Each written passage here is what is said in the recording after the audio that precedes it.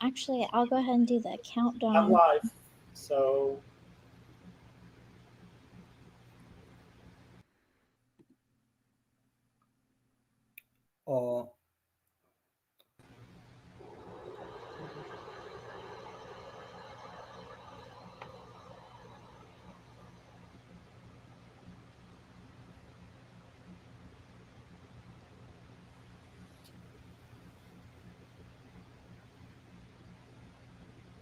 hello, Farshad. Salam, Curtis. Hello. Great, good to see you. So today's video is about our group lawsuit challenging the DS-5535 scheme. سلام به همگی شما که همراه ما هستید. برنامه زنده پرسش و پاسخ امروز ما در ارتباط با شکایت گروهی هست که از لحاظ حقوقی فرم تکمیلی DS-5535 رو در دادگاه به نمایندگی از شاکیان پرونده نمایندگی خواهیم کرد. So the first thing we will do is I will talk a little bit about the lawsuit, and then we will answer frequently asked questions, and then we will go to your questions. در ابتدای خلاصه ای از طرح این شکایت، یعنی اطلاعات عمومی و جنرالی رو در اختیارتون قرار میدیم.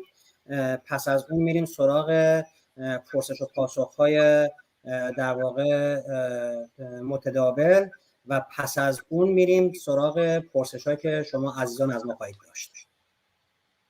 Okay, so first, who is this lawsuit for?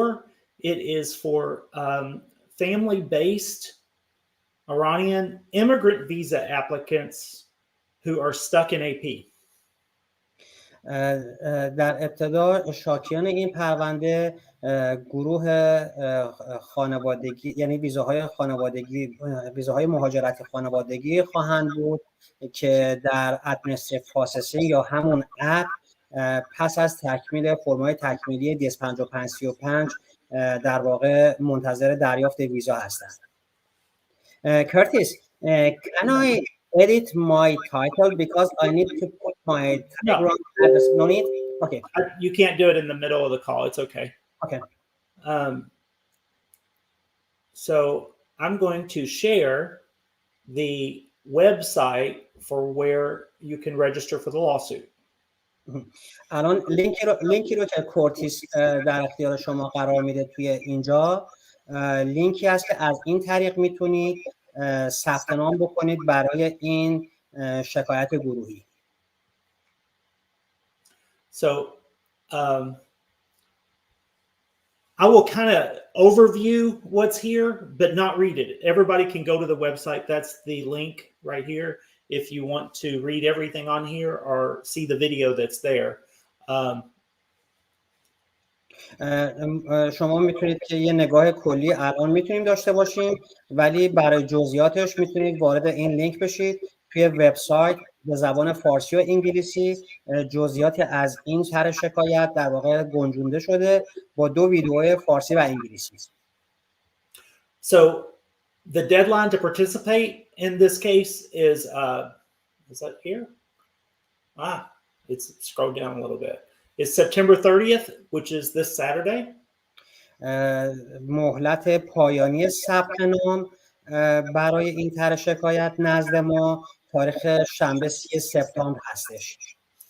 And then we will file the lawsuit on October 5th. و این شکایت رو ما 5 اکتبر در واقع در دادگاه ثبت خواهیم کرد.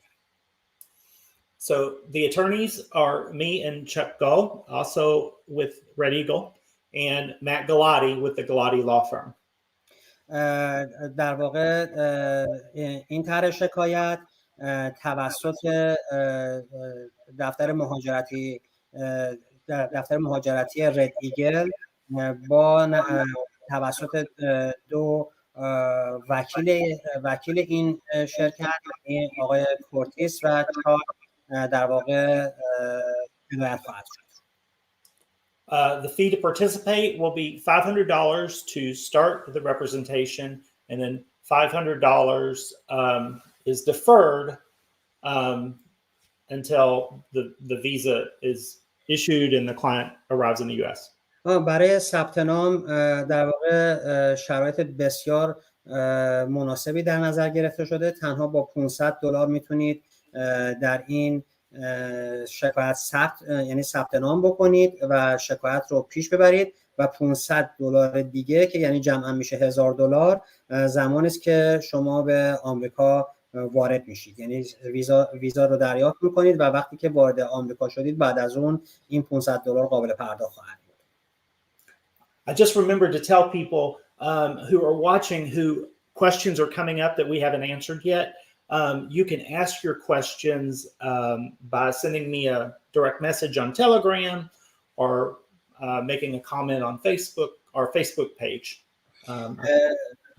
ما سعی کردیم که در واقع پرسش و پاسخ‌های متداولی رو که ظرف این چند روز دریافت کردیم رو اینجا پاسخ بدیم، ولی اگر سوالات و در واقع اطلاعات بیشتری رو لازم داشتید میتونید با پیغام گذاشتن در صفحه فیسبوک و همچنین پیام مستقیم به کورتیس در تلگرام پرسش‌های خودتون رو مطرح کنید که اینجا بتونیم به شما پاسخ بدیم. There's a lot of disclosures on the webpage, but I just want to make sure that everybody understands the very first one. There are no guarantees on the outcome of the litigation. If you are looking for a magic bullet that is going to guarantee that your family member comes out of AP as soon as possible, that does not exist. ببینید این مسائلی رو که ما اینجا خواستیم پیشاپیش عنوان بکنیم که برای روشنگری کسانی که در این شکایت شرکت میکنن باشه. اول از همه که به دلایل حرفه‌ای هیچ دفتر حقوقی در واقع مسائل رو گارانتی نمیکنه، ضمانتی درش وجود نداره که تصور بشه که با شرکت کردن در این شکایت به صورت 100% در واقع موفق به دریافت ویزا خواهیم شد. ما می‌خوایم که از الان این مسئله روشن باشه که بنا به دلایل حرفه‌ای در واقع هیچ ضمانتی در این کار وجود نداره. And also I wanted to say on the way that you sign up to register for this lawsuit before Saturday is on this webpage at the very bottom of the page says complete onboarding form, and this is the form. ببینید در انتهای همین لینک جایی هست که شما ثبت نام میکنید برای شکایت که پس از ورود اطلاعاتتون در واقع این رو ثبت میکنید و یعنی از طریق وبسایت به ما ارسال میشه. One thing I will clarify, if you are a petitioner who has petitioned for both parents and neither parent has a visa and both parents are in AP, then you will need to fill out this form twice, one for your mother, one for your father, but we will only send you an invoice for one. We're not charging extra for the second parent. ببینید اگر اون دسته از ویزای خانوادگی که فرزند برای والدین اقدام کرده در نتیجه به دلیل اینکه دو پرونده جدا هستش باید که 2 مرتبه این فرم پر بشه ولی تنها یک پرداخت صورت میپذیره. Okay. یعنی برای هر دو والدین فقط یک پرداخته، 2 پرداخت نیست. Okay, so now I want to go over some frequently asked questions that we have been receiving. الان میریم سراغ پرسش و پاسخ‌های متداول. And my team already has one popping up. What is the relationship between AP and the group lawsuit for DS-5535 scheme? یکی از سوالات خیلی متداولی که ظرف این چند روز از ما پرسیده شده اینه که چه ارتباطی بین مرحله اپ یا همون ادمنستریتیو پروسسینگ یک پرونده و این شکایت گروهی است که به لحاظ قانونی روند بازدارندگی فرم‌های تکمیلی DS-5535 رو پیگیری خواهیم کرد که موجب شده که ویزای متقاضیان ایرانی به موقع صادر نشه. Okay, so when a case goes into AP after the DS-5535 is submitted, what actually happens behind the scenes is the consular officer submits that information to Washington D.C. in the United States. ببینید اشخاص متقاضیان ویزایی که برای مصاحبه در سفارت حضور پیدا میکنن بعد از در واقع انجام مراحل مصاحبه فرمی موسوم به فرم DS-5535 رو بهشون باید داده بشه که در واقع اون اطلاعات تکمیلی ارسال میشه به واشنگتن. The law says that consular officers are the only government officers that can make a decision on a visa application. But when they do this, they are taking that decision and placing it somewhere else. از لحاظ قانونی افسر پرونده تنها شخصی است که باید در ارتباط با صدور ویزا و یا عدم صدور ویزا تصمیم بگیره از لحاظ قانونی، ولی در واقع یک خلأ قانونی و یک اقدام غیر قانونی باعث شده که این تصمیم به جای دیگه منتقل بشه. The State Department thinks they are being clever because they are doing this after the interview. Okay. حالا اگر اسمشو بذاریم زیرکی رندانه، بهتره باید اینطوری اسم بذاریم، یک زیرکی رندانه است که در واقع وزارت امور خارجه با زیرکی رندانه این اطلاعات رو در واقع پس از مصاحبه از متقاضیان دریافت میکنه. They think they found a workaround. You know that. یعنی به این ترتیب در واقع قانون رو به شکلی دور میزنن. So our lawsuit, we will challenge this workaround. We will say no, you can't do that. در واقع این شکایت گروهی که در پیش داریم این قسمت رو هدفگیری کرده که خود این قسمت باعث میشه که صدور ویزای متقاضیان ایرانی به تأخیر بیفته. Okay, next question. Oh, right up on the screen.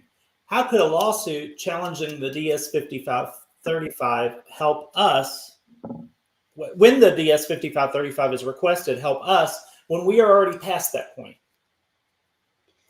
خب در واقع به این شکل سوال بعدی بشه که چگونه شکایت مندمس میتونه با چالش کشیدن روند فرم تکمیلی 5535 موجب از سر گذراندن موانع صدور ویزا بشه. Okay, so here's the important thing to understand for the lawsuit. You have been injured by this policy, and it's a lingering injury because not only have you been injured, it continues to happen. If they had requested this information early on, this would already be done. ببینید اگر این اطلاعات در واقع تکمیلی یعنی موسوم به DS-5535 پیش از مصاحبه از متقاضیان دریافت بشه، در لحظه‌ای که افسر باید تصمیم بگیره دیگه موجب تأخیر نخواهد بود. The reason judges become judges is so that they can administer justice. In this case, justice would be remedying that injury. و در واقع سیستم قضایی این صدماتی رو که از محل این بیقانونی به شاکیان میرسه رو در واقع درخواست خواهیم کرد که رسیدگی بشه. So that's what we will put in our prayer section of our complaint. We will be asking for the judge to make things right for our plaintiffs. درنچه ما در قسمتی از این شکایتمون از قاضی دادگاه درخواست خواهیم کرد که در واقع دستور بده که دولت آنچه را که باید انجام بده را به درستی انجام بده. Next question. Okay. What will happen when the government files a motion to dismiss? Oh, the motion to dismiss is a thing that everybody is scared about that. Don't be so scared. Oh, I thought it might come up in Farsi. So, it did. Okay. در واقع این سوال متداول اینه که اگر این شکایت در دادگاه طرح بشه و دولت حاضر به تمکین این درخواست و مطالبات شاکیان نشه، در نتیجه درخواست رد این شکایت رو بده، در اون صورت چه خواهد شد؟ It is important to understand that a motion to dismiss is not the dismissal of a lawsuit. That think of the word motion as ask. The government is asking the judge to dismiss the lawsuit. یه نکته بسیار مهمی که خیلی مایل هستیم که روی این تاکید بکنیم این که motion to dismiss به معنی پایان شکایت نیست، بلکه درخواستی است از سوی دادگاه برای رد اون شکایت، در نتیجه پایان اون نیست، نباید ازش ترسید. In response, we will oppose that motion.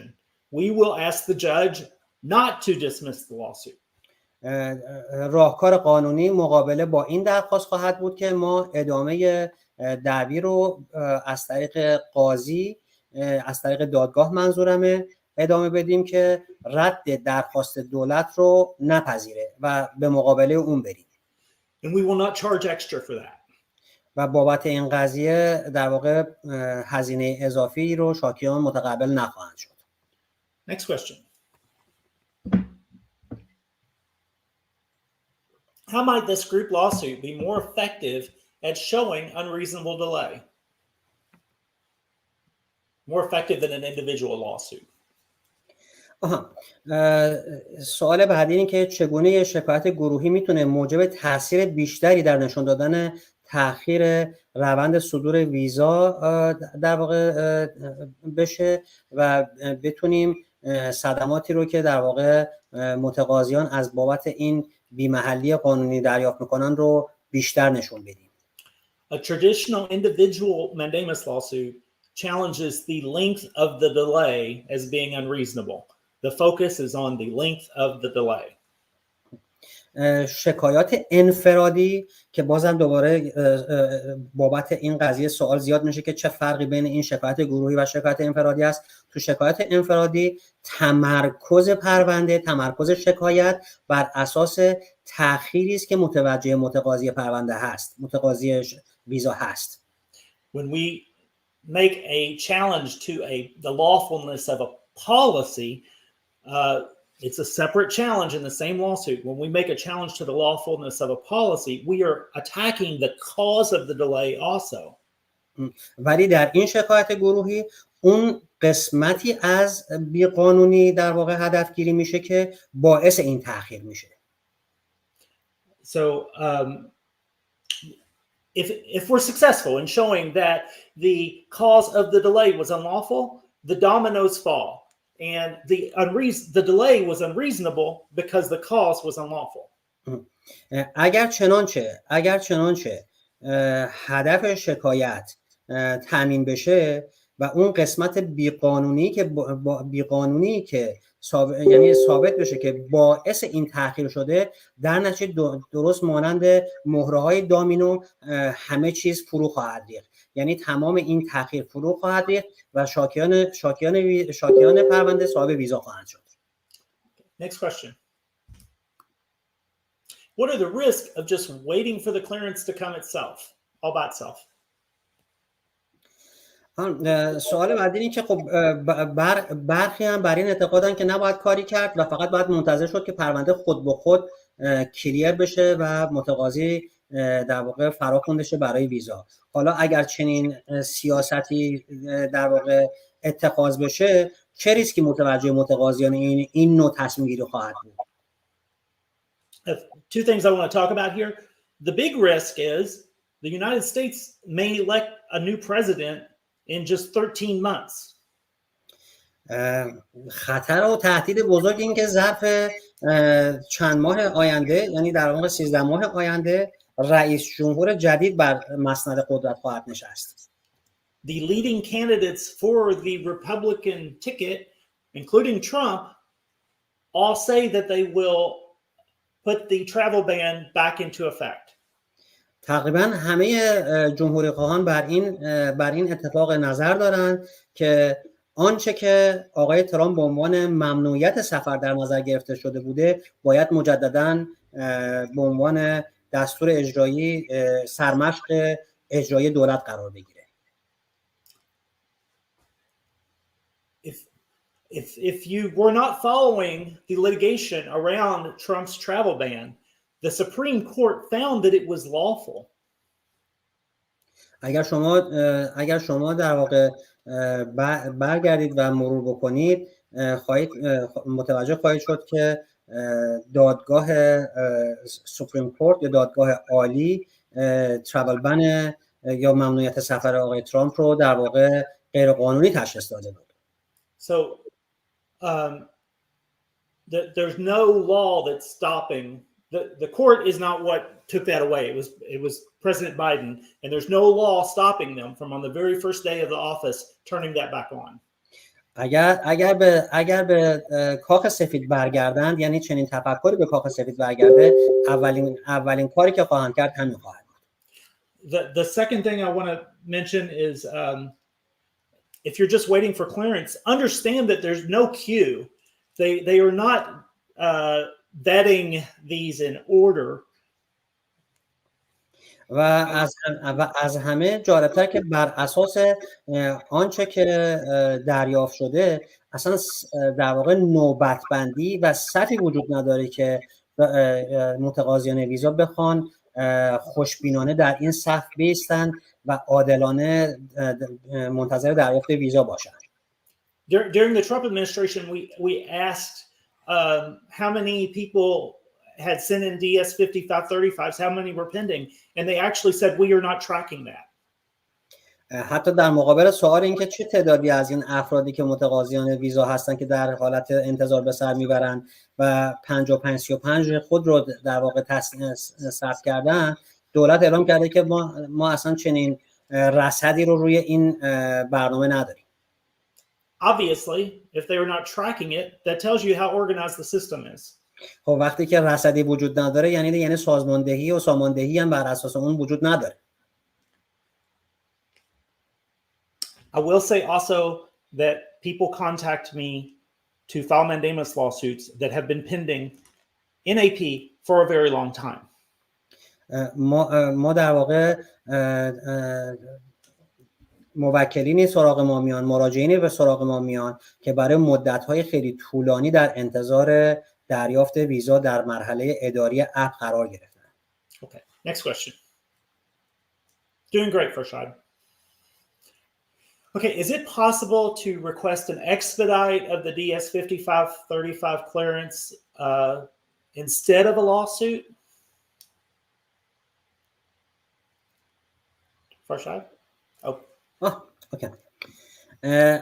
بعد از حالا کلمه اکسپدایت چیزی که در واقع خیلی تصور میکنن که توسط اون میتونن در واقع اتفاقات خوشایندی رو رقم بزنن. سوال اینه که آیا امکان درخواست تسریع امور یا همون اکسپدایت رو اگر به جای شکایت در واقع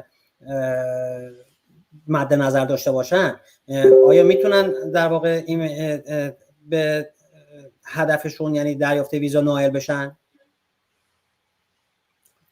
Okay. منظورم این شکایتی که در پیش هستیم. So I'm sharing my screen to the website of the other law firm, Morrison Urena, that I also am part of, because we recently obtained an audio recording from 2022 where the visa office is talking to the consular officers about this issue. ما دسترسی پیدا کردیم به اطلاعاتی که در واقع در کانال یوتیوب یک دیگه از دفاترمون به نام مورسون یورنا در واقع آپلود شده که این مکالمه بین در واقع بخش کنسولی و اداره صدور ویزای آمریکا در واقع صورت پذیرفته. این مکالمه بین این در واقع دو اتوریتی انجام شده. They are asked the question in the context of a diversity visa selectee. اینا البته این در مورد ویزاهای لاتاری عنوان شده ولی قابل تعمیم است. اطلاعاتش قابل تعمیمه. But they answer generally. به صورت کلی. So I'm going to let you hear this. Let's see if we can play it. Should we request SAO expedites for DV cases in an effort to be able to process prior to the end of the fiscal year? This question was out of Dar es Salaam, Santosana, and we also saw it. I'm not even sure where this came from. But before I will attempt to read or ask if he has it handy, to read the actual response that we got from our SAC colleagues. SAC is the security advisory people and clearance people. I will say that an expedite for everybody is an expedite for nobody. So that's relevant to a whole bunch of stuff. And so no, please do not expedite all DV cases. Also, to encapsulate what is going to say is SAC is in the habit of expediting to the extent that they can DVs toward the end of the fiscal year. Is there more to communicate on that? Yeah, that is the gist of it. So SAC leads. I don't know who that person is, but they redact his name and they beep over him talking, so he must be important. البته همونطور که شنیدید، حالا مطمئن نیستم که تا چه قسمت‌های مفهوم بود و این شخص چه اسمی داشت، به خاطر اینکه در واقع نام و مشخصات این افراد در واقع یعنی بر اساس چیز پنهان شده است. This is good information because it tells us two things. It tells us that consular officers can request the expedite of the vetting of the SAO. در این مکالمه اطلاعات خوبی برای ما، برای در واقع رصد ما در واقع استخراج شده که افسر پرونده میتواند درخواست اکسپدایت یا درخواست تسریع در امور رو به مراجعی که ترخیص ویزا به دستشون افتاده بدهند. But we also know the visa office has told them not to.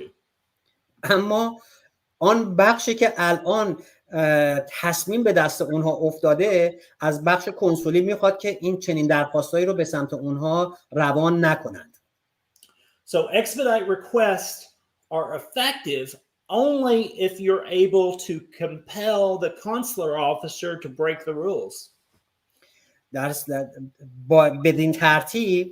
بدین ترتیب اکسپدایت یا تسهیل در امور تنها زمانی اتفاق خواهد افتاد که افسر پرونده بخواد در واقع قانونی که الان باید اطاعت کنن رو زیر پاش بذاره و اطاعت نکنه. Okay. پاسخ روشنه، پس خیر، اکسپدایت کمکی نمیتونه بکنه. Next question. Good job. Rashad. You're welcome.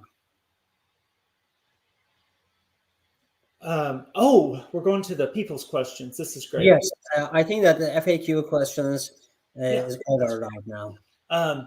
How the government potential shutdown will impact the complaint. Translate. خانم سارا سوال کردن که اگر چنانچه دولت در واقع به تعطیلی کشیده بشه، در نتیجه چگونه میتوانه این شکایت از اون متأثر بشه؟ First, let me address that the government shutdown is unlikely to impact visa processing or the State Department because they collected all those fees and they've got money. دولت اصولا از جایی که درآمد داره ترجیح میده اونجا رو تعطیل نکنه و سیستم کنسولی سیستمیه که برای دولت آمریکا صاحب درآمده و میتونه هزینه‌هایی رو در واقع پوشش بده. It is very possible that it will impact the government attorney's ability to defend the government. اما اون بخشی رو که وکلای دولت در واقع پرونده هایی رو برای دفاع از دولت در واقع در دادگاه پیگیری میکنن، اونها از این قضیه متأثر خواهند بود. This feels like deja vu. Is there a Farsi for deja vu? Deja vu, yes, is a it's French, right? Because in 2018, when the government shut down, I was working on lawsuits related to the travel ban, and the government attorney was furloughed. What that means is he was laid off. He wasn't working. سال 2018 پرونده مندموسه که بر علیه در واقع فرمان اجرایی آقای ترامپ برای ممنوعیت سفر اجرا میشد رو در دادگاه پیگیری میکردیم. به دلیل همون تعطیلی وکلای دادگاه توان در واقع پیگیری پرونده رو نداشتن و در واقع از بدنه دولت جدا شدن. In 2018, what we saw is judges would take one of two approaches. Either they would be sympathetic to the government to say, oh, okay, you can have an extension. Or they would say, not my problem, figure it out.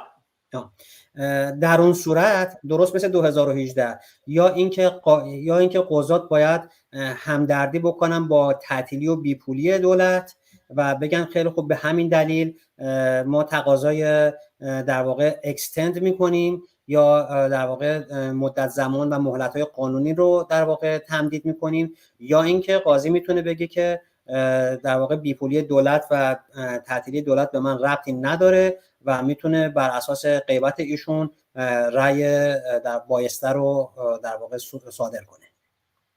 Right. So the only situation where I think it would impact things is if impact the lawsuit is if it actually goes on for more than 2 months, and I think that's very unlikely. Curtis, I missed something. Can you please say that again?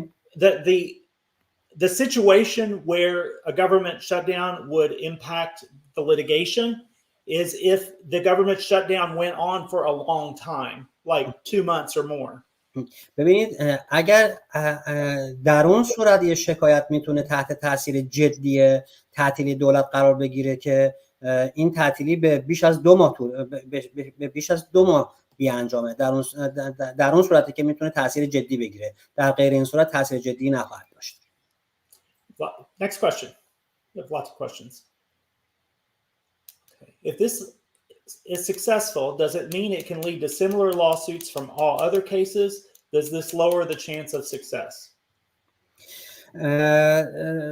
مفهومی که از در واقع این سوال پیش میاد که آیا در صورت توفیق این پرونده شکایت آیا قابل تضمین به شکایت‌های دیگه‌ای هم هست و اصولاً این شانس پایینی خواهد داشت؟ Plaintiffs decide when they want to bring lawsuits. So would a success in this case create a market and a demand for more lawsuits like it? Yes. پاسخ بله. اگر در صورت توفیق این پرونده شکایت در نتیجه راهی رو باز خواهد کرد برای شکایت‌های بعدی. Important to understand that the identical lawsuit with separate plaintiffs could be filed and go before a different judge and get a different outcome. البته این هم هستش که میتونن که با طرح شکایت مختلف در دادگاه‌های مختلف از سوی قضات مختلف، حالا باید منتظر در واقع نتایج مختلف اونم بود.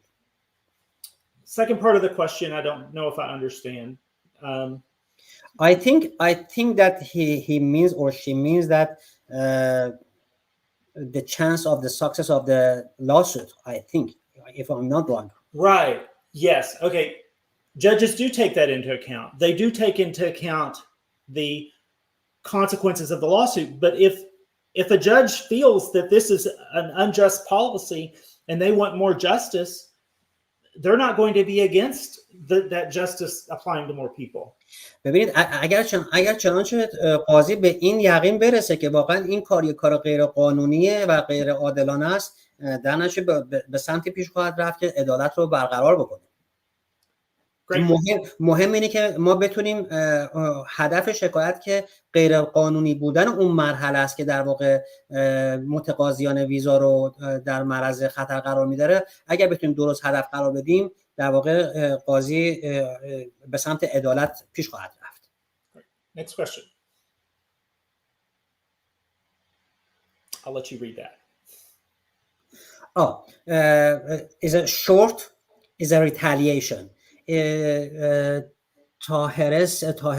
طاهر بیان saying that if they participate in any lawsuit as a US citizen, is there it will bring different problems in the future for them as a retaliation?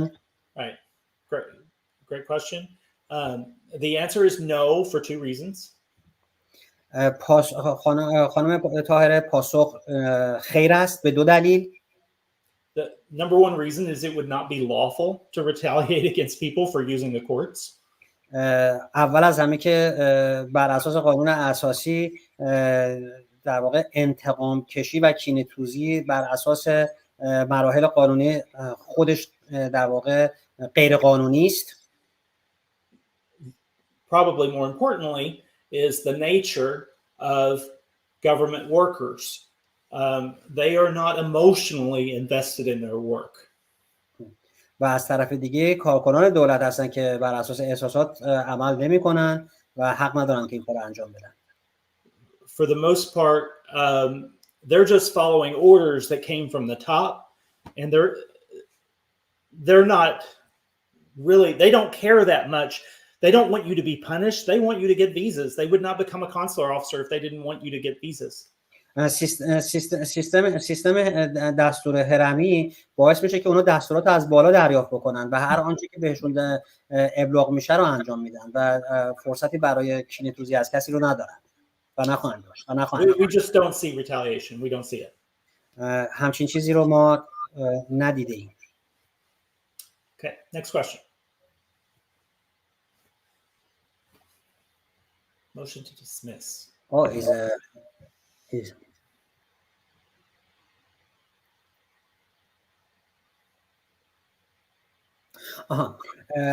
Sarah saying that in case of the motion to dismiss, is the case will not be closed. Then the judge is the person who will give the order for that. Okay. The motion to dismiss is just one stage of the lawsuit. And the judge is the only person that can make the order on the motion to dismiss, correct? بله، قاضی شخصی است که تصمیم گیرنده رد یا قبول درخواست موشن تو دیسمیس رو خواهد داد. If we survive the motion to dismiss, we go to the next phase of the lawsuit. اگر چنانچه قاضی موافقت نکنه با درخواست دولت، ما به مرحله بعدی دادگاه راه پیدا خواهیم کرد.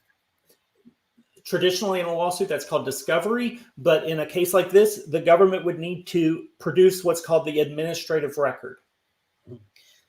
Once again, Curtis, I missed some parts. Traditionally in a lawsuit, the next phase is discovery, where people exchange evidence. The defendants and the plaintiffs, they exchange their evidence against regarding the case.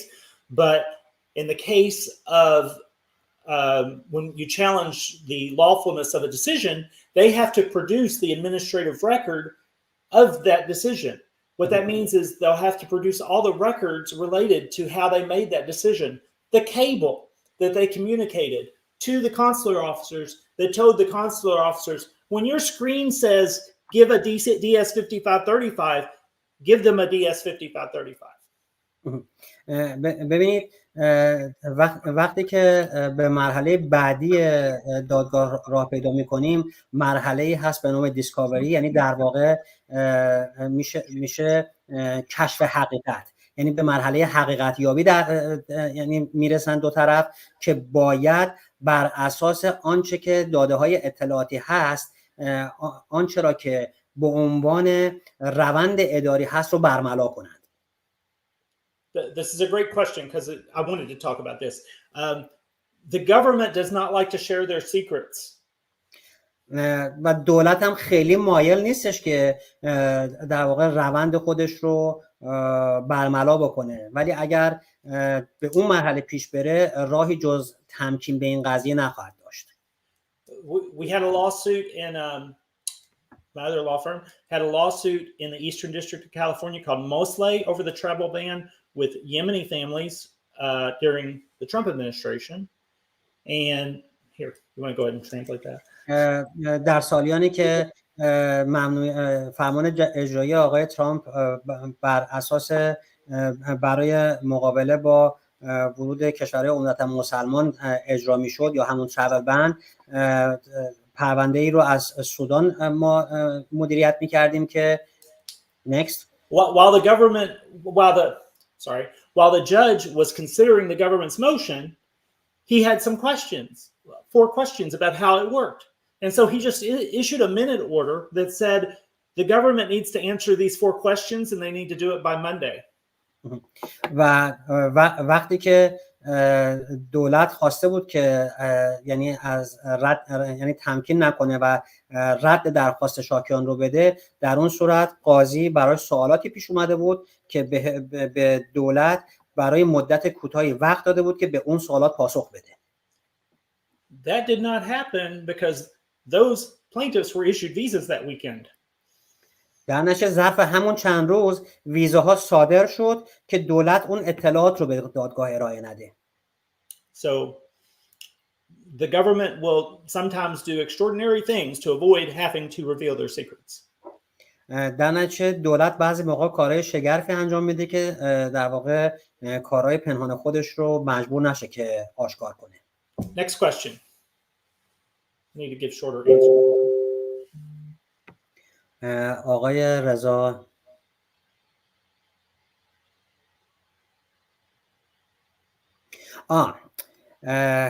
again retaliation in case motion to dismiss was accepted by the judge and if the case was failed then then they will reject their visa. No. Then it will be like as if nothing ever happened. آقای رضا یه همچین چیزی امکان نداره اتفاق بیفته. ریتالییشن یا همون در واقع مقابله و انتقام در مقابل کسانی که توی دادگاه هستن اصلا در آمریکا معنی نداره. چنین اتفاقی برای هیچ کس نخواهد افتاد. A visa can only be refused under grounds in the Immigration and Nationality Act, and there is no section that says, oh, you can refuse them if they retaliate. There's no section that says that. ببینید اگر کسی واجد شرایط دریافت ویزا باشه با طرح شکایت ریجکت نخواهد شد. Okay, next question.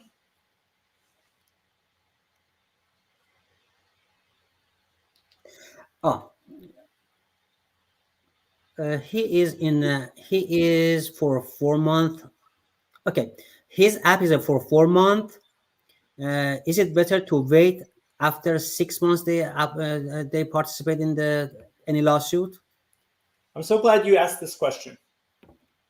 آقای رضا خیلی خوشحالیم که همچین سوالی رو کردید شما. There are 2 things to look at. What judges think an unreasonable delay is, and what the State Department thinks is a long enough delay that they don't want to move forward with the lawsuit. Again, Curtis, sorry. Right. So there are 2 things to look at. One thing is how long a delay is unreasonable to a judge, and what the State Department thinks about a lawsuit. ببینید این به این شکله که اولا مدت زمانی رو که به عنوان مدت زمان انتظار قابل قبول یا غیر قابل قبول هست از نظر قاضی یعنی به چه شکلی است و همون از نظر دولت نسبت به اون شکایت چیست در واقع مد نظر هست. So if you wanted to wait until you knew that the judge would say your delay is unreasonable, you would have to wait 3 to 5 years. اگه قرار باشه که بخوایم منتظر این باشیم که ببینیم که مدت قابل انتظار و قابل قبول چقدره، میتونید بین 3 تا 5 سال بایستید. This morning someone retained our office who has been in AP since 2017.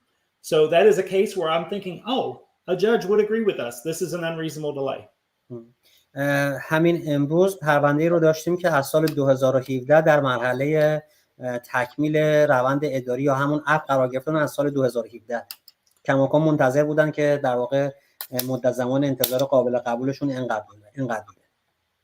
But the other thing to look at, and I think it's more important, is how the State Department is going to react to your lawsuit. و از طرف دیگه مقابله دولت در ارتباط با شکایتی که ازش میشه خیلی مهمه. The length of the delay is part of that equation, but another part is the judge assignment.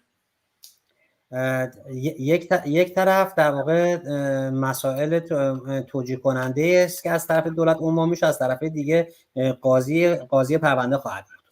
President Biden has appointed like 100 I think it is over 100 new federal judges who have never ruled on this kind of thing yet. We don't know where they stand. بیش از 100 قاضی فدرال توسط آقای بایدن تعیین شدن که تا به الان در ارتباط با این پرونده ها رأی تا الان ندادن، یعنی تجربه نداشتن. ما پیش بینی این که قضات چه تصمیم خواهند گرفت رو نداریم.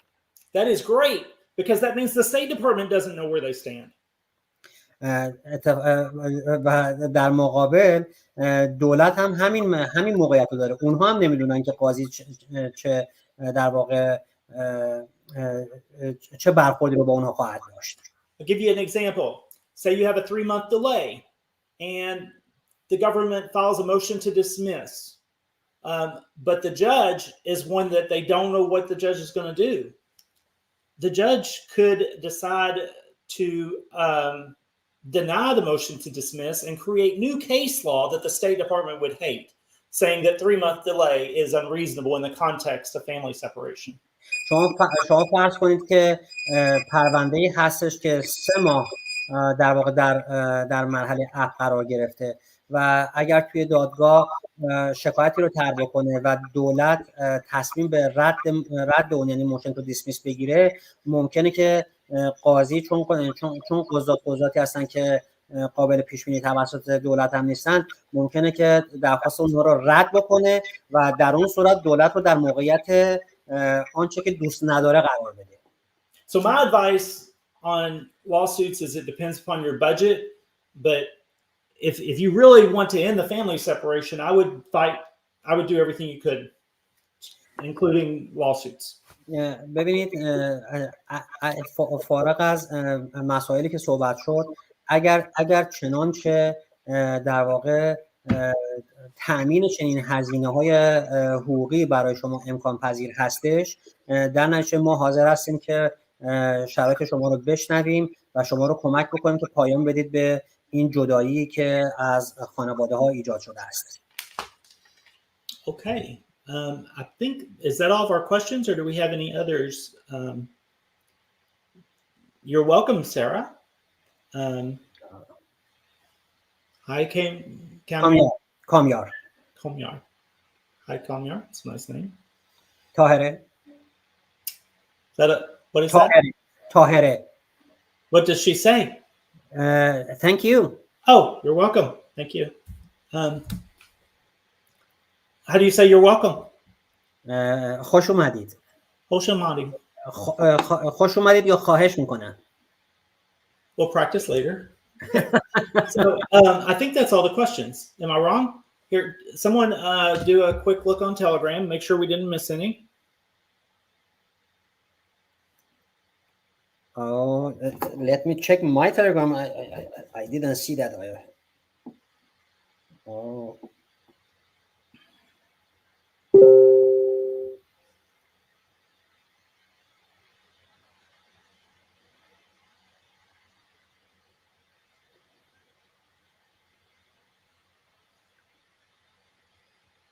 You're welcome, Maran. Okay, it looks like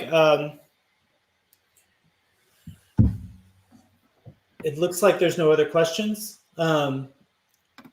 Farshad and I are both available, especially on Telegram, to answer your questions between now and Saturday when you need to make a decision. کورتیس و من در خدمت شما خواهیم بود تا مهلت پایانی ثبت نام. هر سوال و هر اطلاعاتی که لازم دارید سراغ ما بیایید توی تلگرام. خیلی خوشحال خواهیم شد و در واقع منتظر شما هستیم تا زمانی که این مهلت به پایان برسه و ما کار شروع پرونده رو در واقع در دست بگیریم. If you need to talk in Farsi. اگر فارسی میخواید صحبت بکنید من در خدمت شما هستم. Right. I would like to know Farsi, but I'm not there. So, okay. Well, any more questions? Nope. Let's wrap this up. Thank you all for joining. And let us know if you have any questions. Bye. خیلی تشکر میکنم. خدا نگهدارتون باشه. به امید دیدار.